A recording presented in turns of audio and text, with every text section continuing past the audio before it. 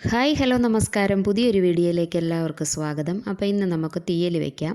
അപ്പോൾ അതിനാവശ്യമുള്ള പച്ചക്കറികൾ എന്തൊക്കെയാണെന്ന് നോക്കാം. ഒരു 3 തക്കാളി എടുത്തു, ഒരു ഉരുളക്കിഴങ്ങ്, ഒരു മുരിങ്ങാക്കോലിൻ്റെ പകുതി, സവോള, 3 പച്ചമുളക്, ഒരു വഴുതനങ്ങ, ഒരു ഉരുളക്കിഴങ്ങ്, ഒരു അരമുറി തേങ്ങ എടുത്ത് നന്നായി വറുത്തെടുത്തു. ചട്ടി വെച്ചു, വെളിച്ചെണ്ണ ഒഴിച്ചു. അതിനകത്തേക്ക് കടുകും കറിവേപ്പിലയും ഉണക്കമുളകും ഇട്ട് നമ്മൾ അരിഞ്ഞു വെച്ചേക്കുന്ന പച്ചക്കറികളെല്ലാം ഇതിനകത്തേക്ക് ചേർത്തു. ഇത് വെള്ളമൊന്നും ഒഴിക്കേണ്ട കാര്യമില്ല. ഇത് ആവിയിൽ നിന്ന് അടച്ചു വെച്ച് ഉപ്പും മഞ്ഞൾപ്പൊടിയും ചേർത്ത് നമുക്ക് വേവിച്ചെടുക്കാം. കഷ്ണങ്ങൾ ഒരു പകുതി വേഗമാകുമ്പോൾ നമുക്കൊരു 3 തക്കാളി അരിഞ്ഞത് അതിനകത്തേക്ക് ചേർത്ത് കൊടുക്കാം. അതിന് ശേഷം അടച്ചു വയ്ക്കാം. നന്നായിട്ട് തക്കാളി വെന്ത് കിട്ടും. അപ്പോൾ നമ്മുടെ പച്ചക്കറികളെല്ലാം നന്നായിട്ട് വെന്ത് കിട്ടി. അപ്പോൾ അതിന് ശേഷം നമ്മൾ തുറന്ന് നോക്കിയപ്പോഴത്തേനും ഉപ്പും മഞ്ഞളും ഒക്കെ നന്നായിട്ട് പിടിച്ചിട്ടുണ്ട്.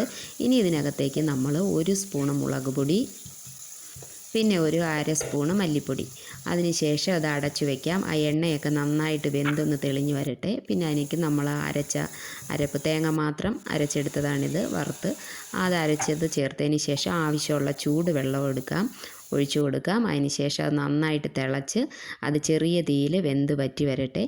ഇപ്പോൾ കറി നമുക്ക് സെറ്റായി കിട്ടിയിട്ടുണ്ട്.